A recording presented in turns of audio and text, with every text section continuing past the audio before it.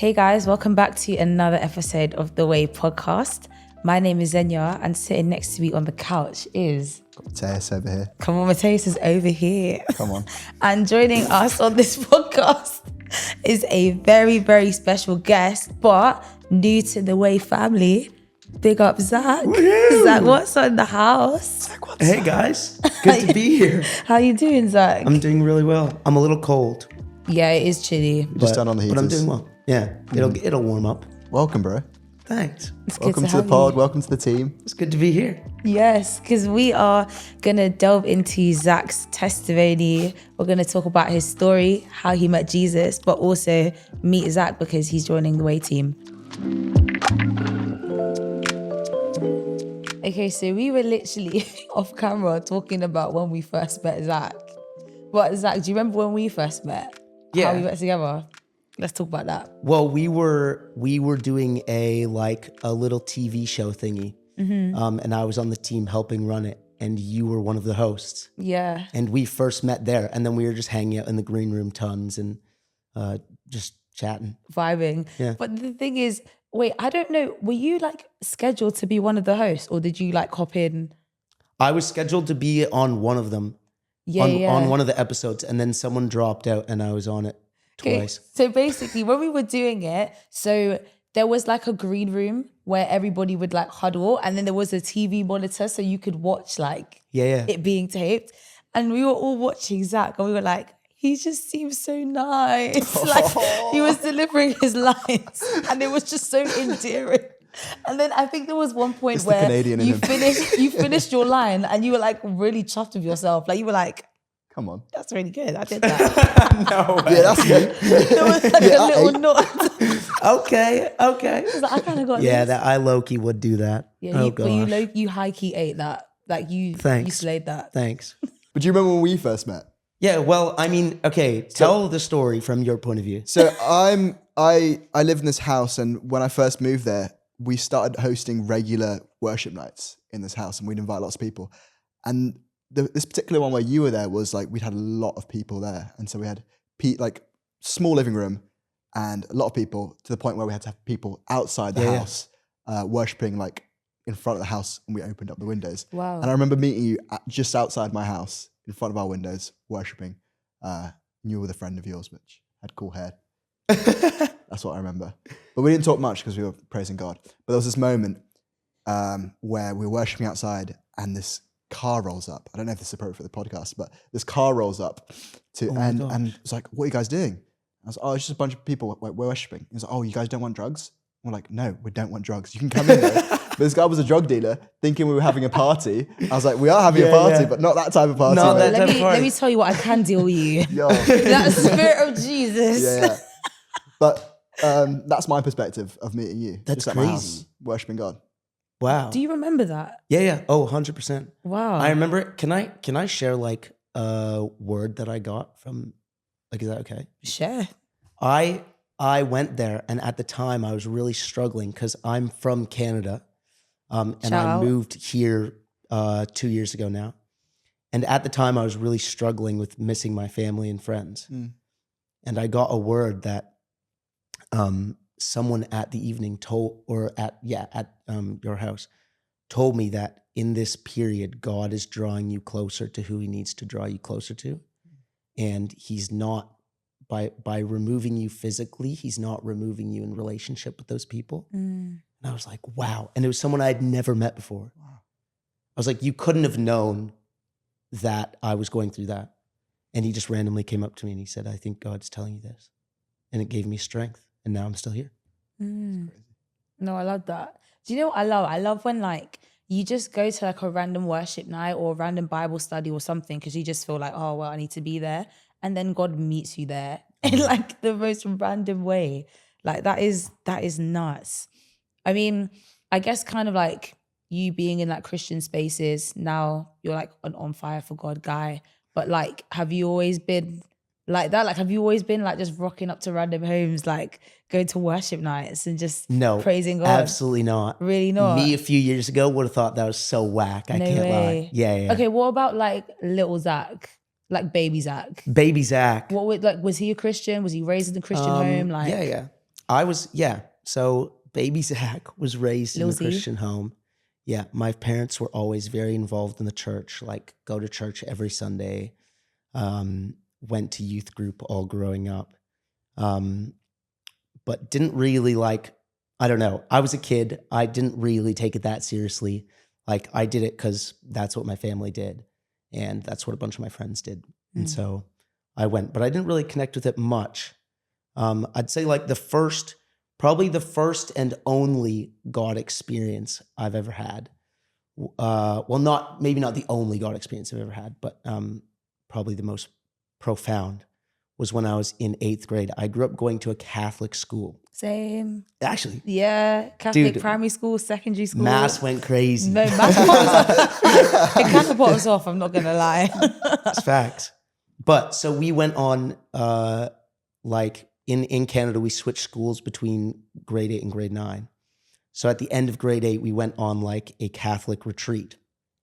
And on the last evening, we had this time where you would like walk down a candlelit hall into a candlelit chapel with just you and your like grade. So there were maybe like 20 or 30 of us. We all knew each other super well. And then we got walked through this like visualization exercise, which was essentially picture that you're walking next to Jesus on a beach. And what are you saying to him? And then there were a couple of things where like the teacher would say like, and this is how God is approaching this conversation. And we all just sat in pews, and I was so struck by the love that the teacher was describing that all of a sudden, like, I don't know, I got so into it mentally. Then when I opened my eyes, I was no longer sitting on the pew. I was kneeling, facing the other way, like with my arms up against the pew. And I was just weeping in front of like my whole class. And it was super embarrassing. And I was like, dude, what is going on? Like looking back on it now, I think it was like God had a moment with me. But in the moment I was like, this is so weird. Everyone's going to think I'm such a weird guy. Wow. But that was my first and probably only like experience of God in my childhood. Mm-hmm. And until about a few years ago, I was not really in contact with God. What did that period look like? Like between that moment with God and then a couple of years ago, you said, what was that like for you? Well, again, I grew up in small town Canada, so there were lots of cultural Christians. Right. And I was definitely one of them. So again, I still went to church and I still went to youth group, but I wasn't taking it personally, as I think a lot of people do. Like, I didn't really see the benefit, but I would live as a Christian, because that was the identity I carried. So like things like I would say that I would only date a Christian because I was a Christian, but I wasn't actually taking that seriously. Or like I didn't go out and like party because I thought that was a non-Christian thing to do. Right. But in reality, I wasn't like praying every day or reading my Bible or like actually having a relationship with Jesus, if that makes sense. I was only doing it because that was kind of like my identity. Right.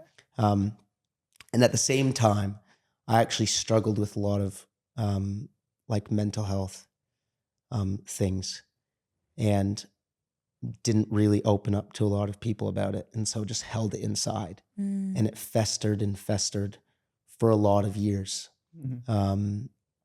until I finished high school and went to university. So I finished high school in COVID. Did you guys finish school in COVID? Yeah, same. Mental. Nuts. Everything switched up, Bro, right? it was crazy. Everything switched up. And so then I was supposed to go to university right after high school for physics. Crazy. Big Smart guy. brains. Literally. No. Well, wait Big until you hear the brains. rest of the story. Wait until you hear the rest of the story. Physics is a different league. Well, yeah. I'm not that smart, but Humble brag. I went to, I was going to go to like my local university and COVID happened and I didn't want to do school online. So I decided I would defer a year. Do you guys have that here? Where you can just Yeah. So I deferred a year. And then, so I worked in construction for a year. Is it? also with a bunch of Christians. So again, I was always surrounded by Christians, but Kinda I like still wasn't Jesus. taking my faith seriously. What? Kind of like Jesus. Jesus was a carpenter, so obviously, like, and then he, like, did you work with like 12 people? Like, was it the vibe? No. Like, and then one snakes you. Like, we went down to 11. Imagine. One of them snake. That is faith in action right there. Faith in action. Love that. No. That's crazy though. Where was I? So Work that in was me. construction. Yeah, you took Oh, a yeah, year yeah, out. yeah. Yeah. So then, but by the time, like I assumed COVID would be done by the time I went back, but it wasn't. And it was like that second wave. So then when I ended up going to university for the year, it was all online, which sucked. Yeah. I no. hate online school. Mm. Like I need connection. Yeah. And so that whole year was online. And I mean, how do I describe it? Like, well, there were a couple like key aspects of that year. Okay. So first of all of the kind of like mental health things I'd been struggling with were coming to the surface in like big philosophical questions. Mm. So most of them being, I explained it to someone once and they told me it was like nihilism, which is essentially like the belief that nothing really matters because we can't really control it. Mm. So I was really, I felt like the waves of life were just like tossing me around. And one of those waves was I was really bad at physics. And I'd gotten in to the university, but when I actually got there, I realized it was so hard, so much harder than I had been expecting. And because it was online, and I realized I wasn't actually like super interested in it. So I ended up like failing half my courses. And it was like really bad. And in the midst of this were all these questions. So like, God, why have you brought me to this place just to fail? And like, if I can just fail and then like life will just take me in a completely different direction, then what's the point of really making a plan of anything?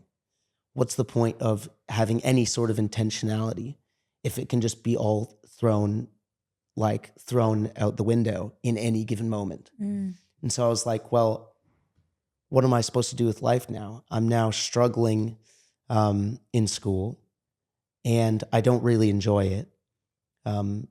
And I just feel like there's no purpose in anything I'm doing. Right. And then additionally, alongside that,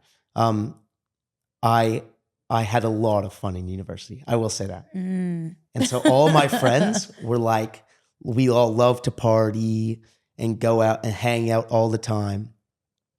But that pursuit of fun, at least in my life, I don't think I can really speak for my friends, but in my life, it meant that I had to throw away like important rhythms. So I was infamous for my terrible sleep schedule. Oh no. I would literally go to sleep around like 3 or 4 on average AM. and AM. And I would be waking up at like 1 or 2 in the afternoon. And I would wake up and go to the cafeteria for lunch. And all my friends were like had done like classes in the morning and like all this stuff. And I would just be waking up and then I would spend the afternoon catching up on what I missed in the morning. Wow. It was crazy. And then like some of my friends worked in a club, so then they would come back at night and we would hang out until like 3 or 4. And then I'd do the same thing. And it was like so like deteriorating, as you can imagine. Like you can't live 100%. like that. Definitely not. And so, No way. but I was having moments of like extreme highs, so fun, and then extreme lows at like 4 a.m. being like, bro, what am I doing? Like, there's no meaning in this. But at the same time, if there's no meaning, then does it matter if I'm staying up until 4 a.m.? Like, does it matter if I'm in an unhealthy rhythm? So yeah, that was a crazy year of just like so much good and so much negativity. And I was struggling to balance them. And I ended the year being like, I love these people. And I love kind of like having fun in life, but I can't reconcile all of these struggles that I'm also going through, and that I could like kind of sense that my friends were probably going through as well. So yeah, that was a rough year, but a really good year. I've got a question. How did you relate to God in these like wrestlings with, I guess, like the nihilism or like the meaning of life, and then with failure, and then with like these rhythms and with your friends, like these three like topics which seem like a theme during that time at university? How did you relate to God in those three things, those three areas? What was the first one? In your like pursuit of like meaning, like nihilism kind of. Oh yeah. Were you like a Christian at this point, or like were you? So this was the really interesting thing. I would have called myself a Christian, Right. but I don't think I had much of a relationship with God. But because I was so, I still held being a Christian so much in my identity.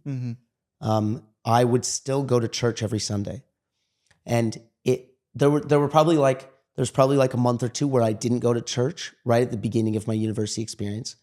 And then I actually ended up meeting a girl who I thought was pretty cool. And she was Christian.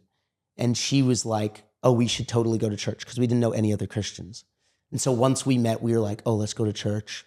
And like, we can start to bring, like, we'll find other people who are Christian. And so I started going to church then. And then I realized it was just like a good, like it felt fulfilling. It was one of the only things in my life that was like, actually felt like it was feeding me in that year. So then I started going to church, and I started bringing friends along, and I would invite my friends, but only because it was like, I thought it was just the thing that Christians do. Like, we invite people to church. So I invited my non-Christian friends. And it would sometimes literally be like, I'd be driving to church, and my friend would call me, and he'd be like, bro, I need a ride home from this girl's house.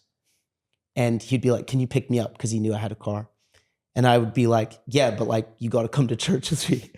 And so he'd go, yeah, all right. Like, sounds good to me. Like, I need a ride home. I'm not going to walk like 2 hours home. So I'd literally drive up to some random girl's house. He'd get in the car. We'd talk about how his night was with the girl on the way to church. And then we'd sit in church and go back home. So it was an interesting dynamic of like, I could see God working through me, even though I wasn't really investing in a relationship with him. Right. Which was kind of crazy. But how I related to God, I mean, I didn't really. Did you approach him with those questions about like meaning and purpose? To be honest, I can't remember, but I don't think I did. I don't think I did. That wasn't something I considered. Like, I had quite a shallow prayer life. Yeah. And so I would just pray the things that I'd heard other people pray. And I'd never heard anyone pray about those deep things before. And so I didn't really pray about them, and I didn't really bring them to God. But shout out God, he was still with me. And so basically, anyways, moving on in the story from that stage. Yeah. My aunt knew that I wanted to do something different. Like, because I'd expressed that I didn't, to all my family, that I didn't want to keep going in physics, and I didn't really like school, and I just needed a change up. And I was looking for anything for a change up. Like, someone offered me a job in a bar, to work in a bar for the year and like bartend. And I was like, yeah, that sounds better than physics to me. Or like, I also had the option of flying to a different part of Canada and just like skiing for a winter and just hanging out and doing nothing. Yeah. And I was like, to me, that sounds sick. I love to ski. So I was like, bro, that would be a vibes option, like anything but physics, right? And then one day, my aunt called me, she FaceTimed me, and she was like, Zachary, I have this crazy opportunity for you. She was like, someone I work with in the UK wants an intern to kind of like work with him and see what ministry is like and build this person up, whoever it's going to be. And she said, I think you should do it. And I was like, oh my gosh, ministry. I was like, bro, I don't know if that's for me. But my parents, I think they saw my like hesitancy, and they said, well, why don't you go to this Christian festival that this guy is a part of, which was Focus. Have you guys been to Focus? No, but I've heard of it. No, but big shout out to Focus. Yeah. So, shout out. so I ended up flying to the UK. My parents so generously sent me, Wow. which I think must have been a God thing, but they sent me, and I went to Focus. And basically my whole thing of Focus was like, if God is real, then he'll show himself over this like weekend festival. Right. And so the whole time, every like worship session, every prayer session, I was just praying to God really earnestly, like, God, if you're real, I will go down this path. I will go to the UK and I will work in ministry. Like, I'll do whatever you want me to do. But really interestingly, God didn't do anything, or at least I wasn't aware of anything that God was doing. Right. And anything that I was expecting God to do didn't come into light. And so I ended up actually like on the last night of that, I remember I went on a walk in like outside of the camp, and I just ended up in this parking lot, this gravel parking lot. And there were just like a few lights on in the parking lot. And I literally was just like so frustrated. I was like almost in tears, because I was like, my whole life, I may not have had a relationship with God, but I've believed that he was real. And now that I'm starting to invest, I feel like I'm not getting anything back. Wow. And so I literally like, I remember I put God to the test. I was like, God, if you're real, like turn off these lights. And like, obviously nothing happened. And I was just like, bro, you're kidding me. But to me, it was like, looking back, it's a bit silly. But in the moment, it was so serious. Because to me, that was like the last straw. And I was like, God, if you're not going to show up when I pursue you, then you must not be real. Wow. And I remember like literally I fell onto my knees on the gravel and was just like screaming, because I was so like, not hurt, but like I couldn't fathom a world where nothing mattered. Because again, I was struggling with all these thoughts of like, if God isn't real, then there's no purpose. I have no purpose. And like, I could do anything and it doesn't really matter. And I'm quite like a deep feeler. And so I was really frustrated by this idea that no matter what I do, there's no meaning, there's no purpose. And like, God's not real. And I was like, damn. And so I went to sleep that night. I was like, I guess I'm not moving here. I guess I'm just going to go ski for a year and like nothing really matters. And I woke up the next morning and we had like a breakfast before everyone left.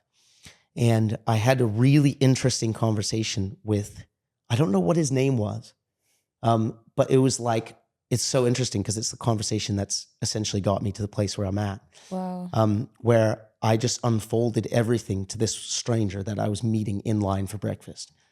And I was like, bro, like, I don't think I'm going to come. But I was like, it's still in the back of my mind, but I don't think I'm going to come because I genuinely, like, God hasn't shown up. He hasn't told me that he wants me to be here. And I actually don't know if I believe in him after this weekend. And the whole time I was at this festival, everyone had been telling me, oh, I think you should come. I think you should come. Like, it'd be so sick if you were here, and like encouraging me. And this guy said something different.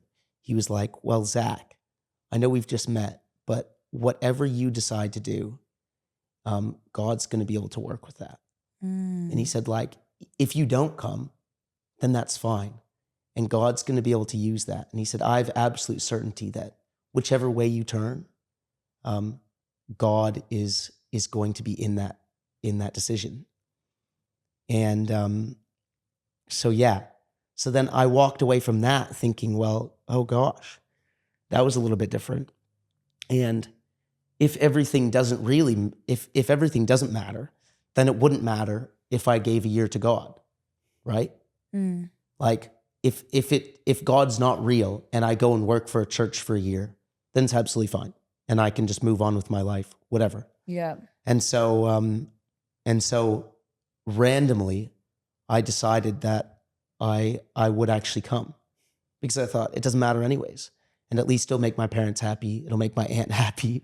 And like everyone back home will think I'm actually doing something that has meaning, even though I don't see meaning in it. Wow. And so I decided to do it. And that's when I moved here. Wow. So then when was that switch of like, oh, I don't really feel like there's purpose in anything I'm doing, to, oh my gosh, like God is actually in this and there is purpose in this? When was that switch for you? Well, first of all, I think it started with, I started to do things that more interested me, which was really, really helpful, because I really didn't like physics, right? And so the switch up of then starting to work in an industry where the emphasis is actually on like human connection versus being in school online.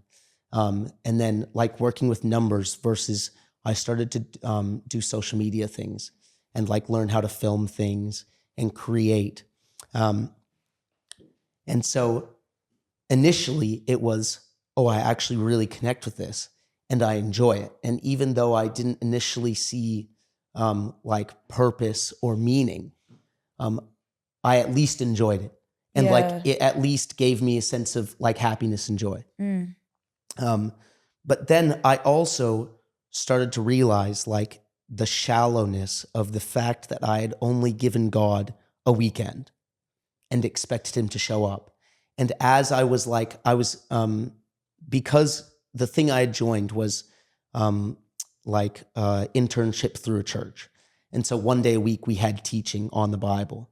And it was the first kind of like serious in-depth teaching I'd gotten on the Bible. Right. And I started to realize that so many people in the Bible, like we hear their stories over like a few pages is like their whole lifetime.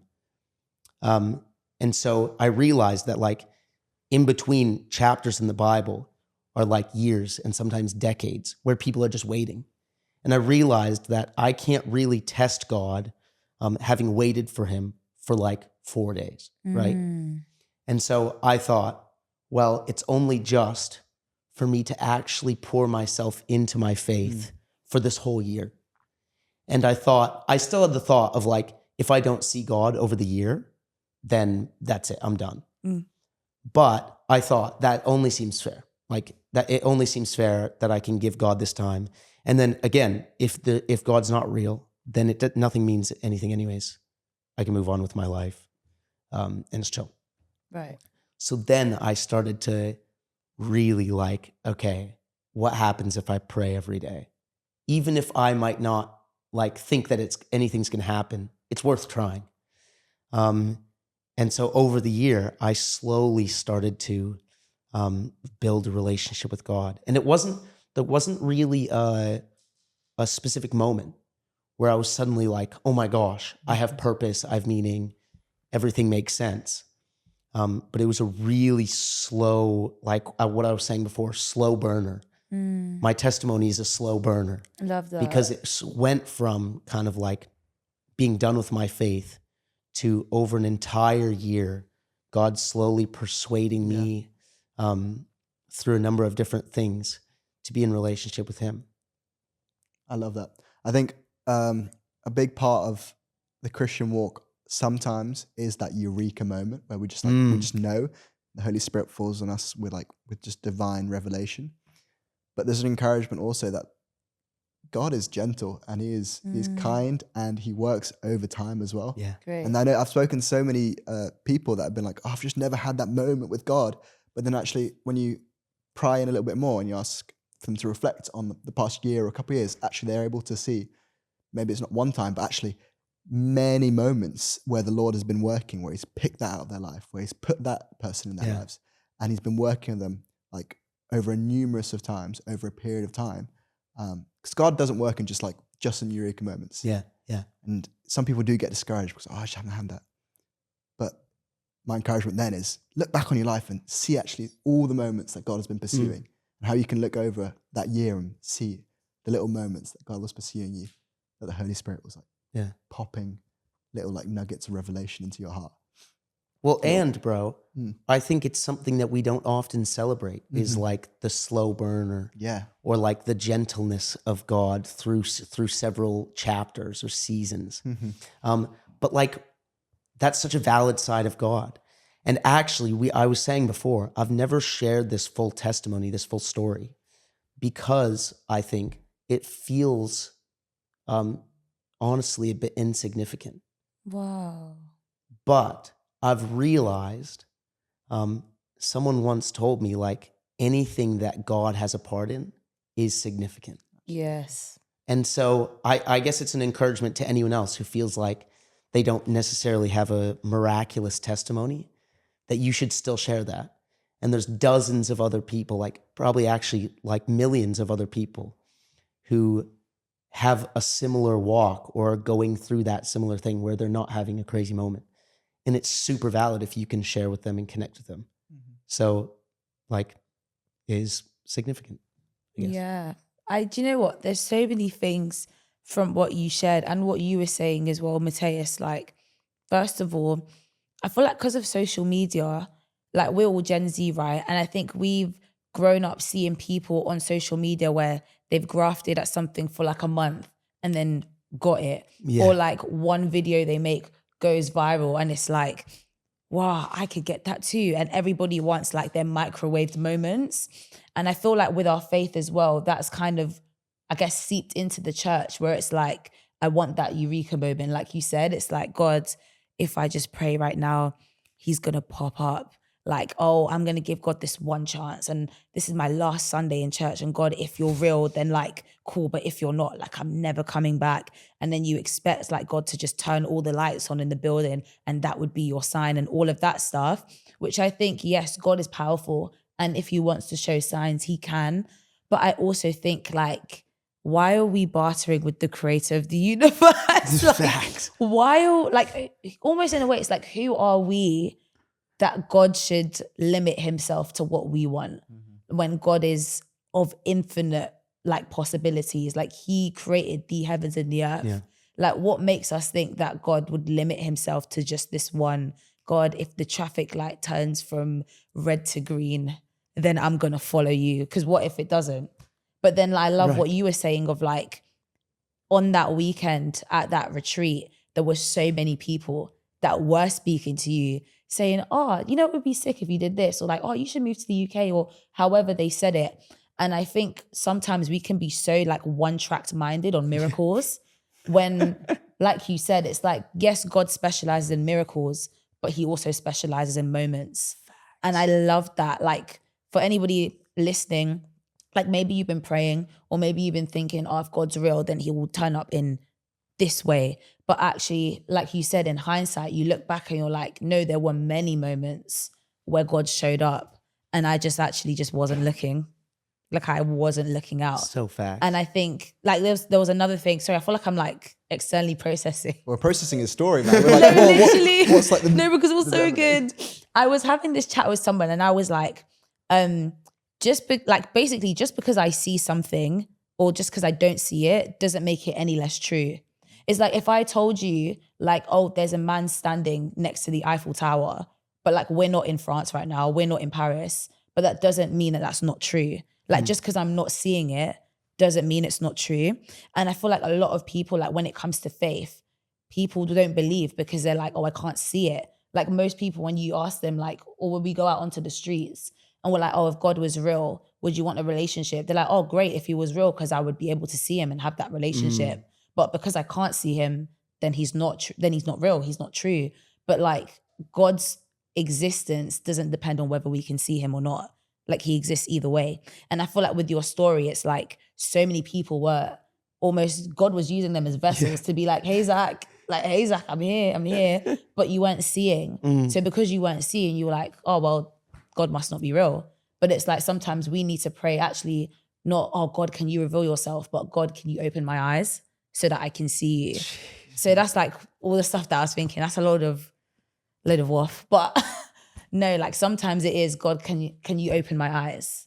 And not, oh God, can you move in this specific 100%, way? If the tree blows from left to right, then God, you're real. It's like, no, God, open my eyes so I can see everything that you're doing. So that's just what I wanted to share. I don't know if there was anything in that, but There's a lot of things in that. I just wanted to say that. I'm interested in this this year, bro. You mentioned that it was like many small moments. Yeah. Can you unpack that a little bit for us? Like what were some of those, like maybe it's just like a small revelation that the Holy Spirit gave you, or like a nugget of faith that you were blessed with. But what was that year like? Yeah. Something you gave up to God and actually He blessed you in that as well. I think it was mainly a few things. So first of all, I started to build like really strong Christian community. And I think people realized that I was actually giving this like Christian thing a shot. Yeah. And so they knew I wanted to take it seriously. And so I had a couple like really key guys in my life who I'd literally just met. And through them, I think God really kept me going. And they would speak things into my life and build things into my life that were really, really helpful. And not even just from a spiritual perspective, but also from a just like healthy perspective. So things like my sleep schedule. Like I had friends who had really helped me put things into place so I could regain a really healthy sleep schedule, which is huge for me. Yeah. And things like I could actually finally have those conversations about the mental health things that I was feeling and those big questions. I had friends who were like willing to pause their whole workday just to have like a 2-hour chat in an office with me. So that was huge. And just those conversations, I think God really shaped those conversations and shaped my understanding of how those things worked. And then as I just, as people encouraged me, like you were saying, to like bring that to God, because I hadn't been bringing that to God. But as I brought that to God, I found that He shaped the way I was living, which actually then shaped the way I was thinking and the way I was feeling. And so I also saw not all, but most of those mental health struggles wash away. Wow. Which was really powerful for me, like really powerful. And I thought maybe it was just for a season, like at the beginning, I was like, maybe I'm just going through another high and I'm going to dip down, but I still haven't dipped down. Wow. And so like looking back, that was huge. And then I guess more spiritually, I started to kind of like, I previously thought that, you know, when people are like, oh, I've got a picture for you, or I've got a word for you, or I think God is saying this to you. I thought that was like complete baloney. Yeah. Like, to be honest, I thought it was just like, waffle. And I'd seen so many people in my church growing up who had like given words, and then I hadn't personally seen the fruit of that, which made me really doubt that that was actually God. And so I really doubted the kind of like spiritual side of that and like how authentic our connection is with the Holy Spirit. But again, I was like, if God is real, then surely that's accessible to us as believers, it like authentically. And surely God can actually speak through that. So I started to, and I still am, but I started to in that year experiment with like giving other people words and telling other people what I thought God was saying. And a lot of the time I did get it wrong, but occasionally I would get it right.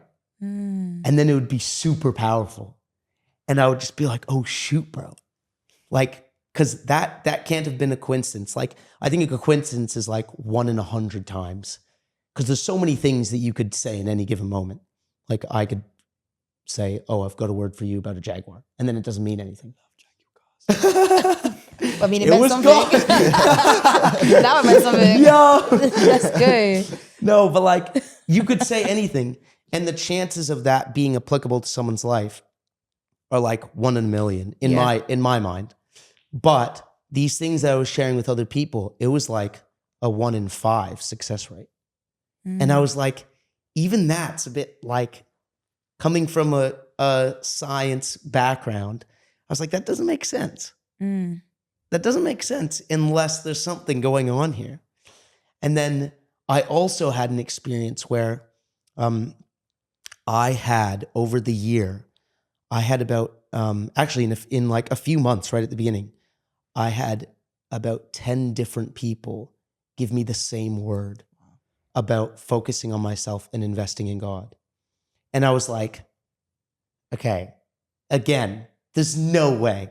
Like, there's no way 10 random people from different, like, it was like I would hear someone at a conference give a talk and they'd go on a random spiel about how important it is to focus on yourself with God. And then like a week later at church, someone random would come up to me and give me this same word. And it happened like literally 10 times. And I couldn't believe it.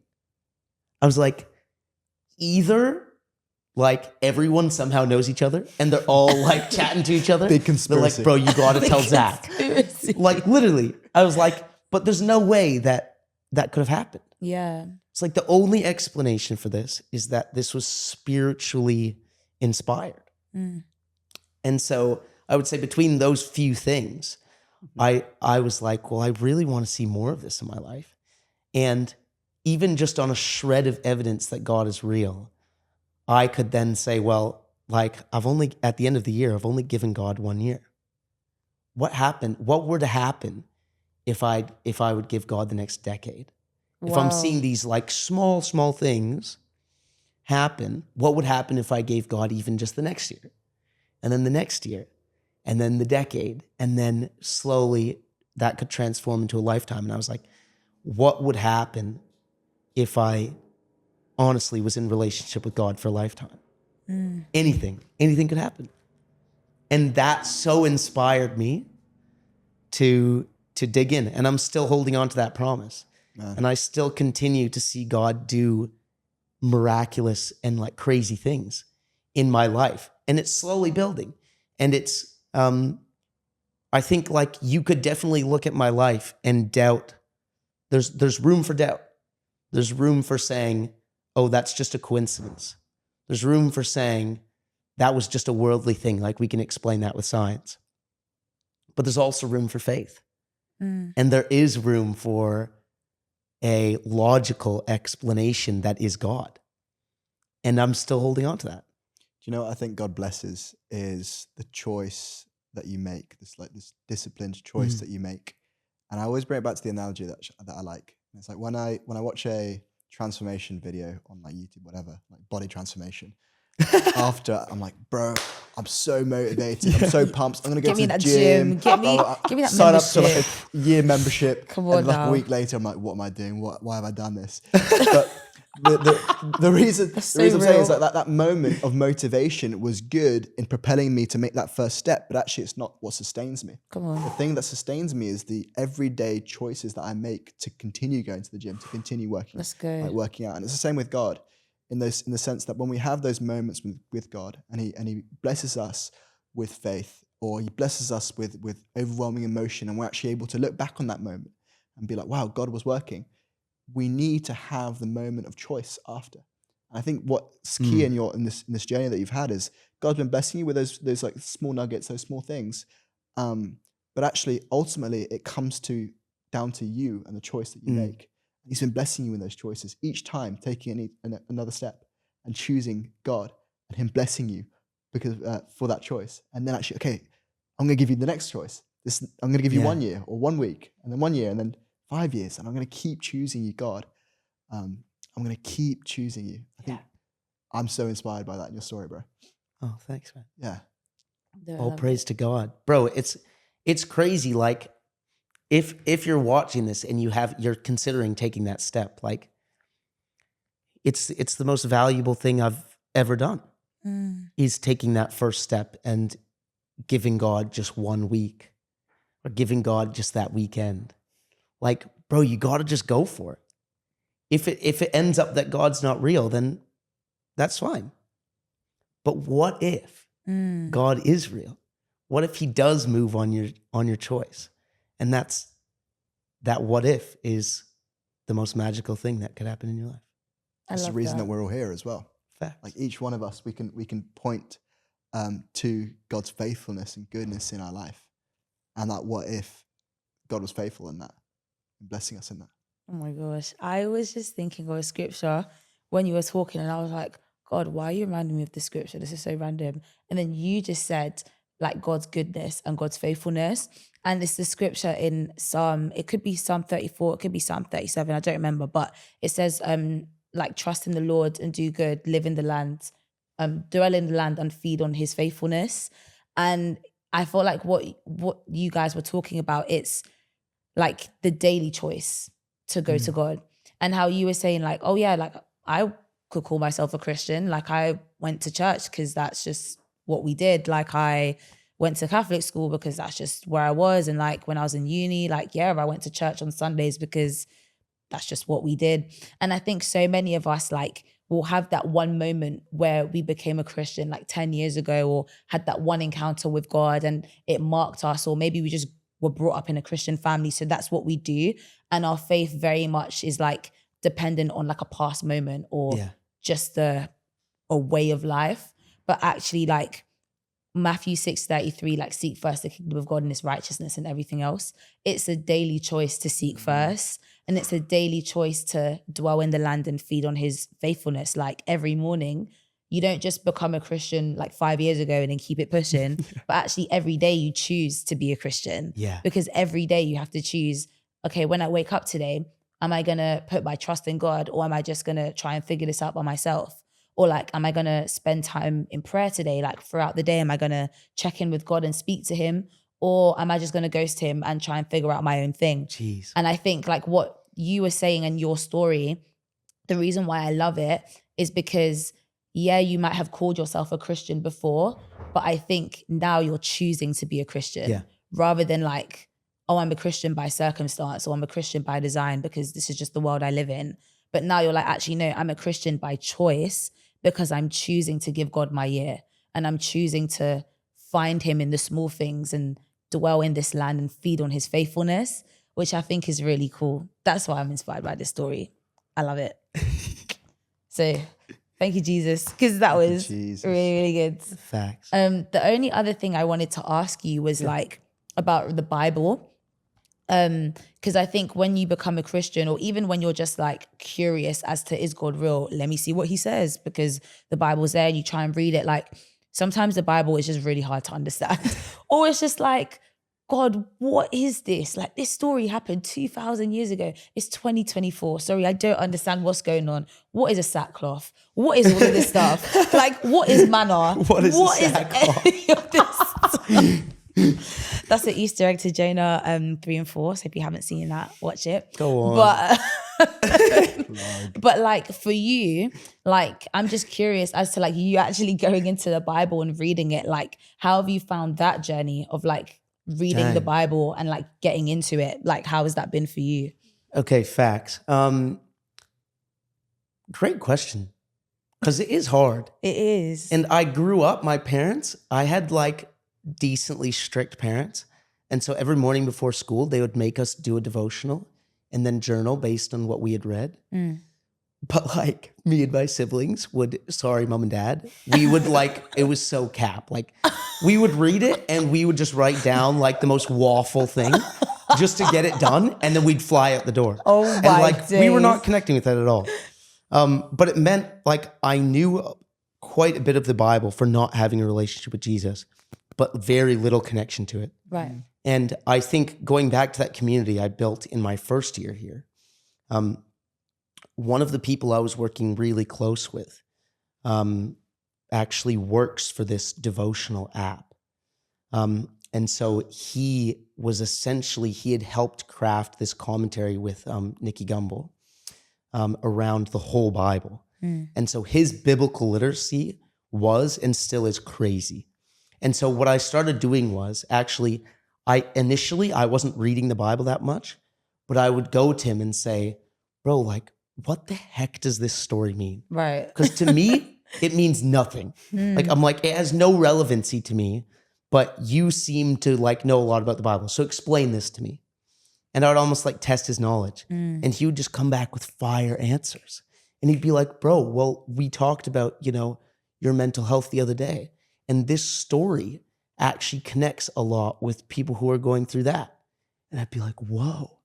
And so through my friend, who had, shout out people who have biblical literacy, Come on. because you're helping us all. He would just like unpack the scriptures in ways that I hadn't heard them before. And then from that, he said, I think you should get back into the word. But he suggested that I started to read a commentary. So I got a study Bible, which helped so much. And so that I still have that study Bible, and it just has like little notes that kind of below the passage that connect it to like our modern thinking and our modern understanding of culture, society, and like religion. And so as I then started to get into that was like an extension of those conversations that I had with my friend. And then I just, that continued to build, and it's still building. And I still go back to that commentary, and I still like, not that I need that to connect with scripture. I feel like God is now using other means to connect with me as well, with other people, and with like just reading different parts of the Bible as well. But I think that was hugely helpful. And now the Bible speaks to me in like crazy ways. And just like, I'll just open it up to what I'm reading that day. And it's just like exactly what I needed to hear. And just like, praise God. That's amazing. Oh, I love that. I love that. Yeah, there are people that have studied the Bible a lot and made sense of things that don't make sense. So when the Bible doesn't make sense, it's okay to turn to the wisdom of people so that have fast. spent their lives That's so in true. the scripture. It doesn't need to be confusing, and you don't need to go through it by yourself and just be in this like confused state. Because the Bible, like whether you understand it at this moment in your journey or not, it has a lot of wisdom, and the wisdom is accessible. And there are tools out there like Study Bible, like these devotionals that people post. There's a lot of like YouTube videos that break down Bible books and stories and themes like that as well. The way you came. This is what The way you came. That's what we're trying to do. Oh, I didn't even think of that. Yeah. Mate, my mind is like somewhere else, bro. But you can listen to James. You can listen to Philippians, Colossians. Esther out yet? On the way, Ruth. Sorry. Yeah. No, Colossians 3 and 4 is nuts. No, I was also gonna say on that, like that's what helped me, like reading the Bible with people. Yeah. Like when I became a Christian in sixth form, I very much like Jonah and the whale, okay, Noah's Ark, but I didn't really know anything else. And so when I was reading the Bible for myself, I had a King James version and I was thugging through that thing and I didn't understand anything that I was reading. And I would go to my friends at school and I would be like, hey, what does this mean? Like Matthew 6, Jesus is talking about the birds and the air and all that stuff. What does that mean? And then they would be like, oh, my pastor spoke about this in church. I think it means this. And we would like sit around and actually like chop it up together and figure out what it's saying. And like, I love that. Like, we don't have to, like you said, do it alone. You don't have to be like struggling in your room, just trying to figure out like, what does it say in Ecclesiastes? I'm struggling here. I don't know what it's saying. So rough. But we can actually study the Bible together, like with your friends in school or at uni or whatever. Yeah. So I love that. Mate, that was powerful. Thanks for listening. No, it's my first ever time. It's easy to listen, bro. Easy to listen to your story. You share 100%. It so well as well. Well, praise to God, honest. Praise to God. First time, but not the last time. Wait. Come on. Actually, second time, because you've been on the way before. Second time on the way. True. Yeah. When first we talked about story there. Yeah, first time sharing a story, but second time on the way, but many to come. We're excited to see what God does in the space, and we're really happy to have you. So thanks for being here, Zach. And thank you guys for watching or listening to this podcast. We hope that you got something from it and God spoke to you. Maybe leave us a comment, like let us know what you got from this episode, because we'd love to hear it. But thank you for watching and listening, and we'll see you in the next episode of the pod. Bye.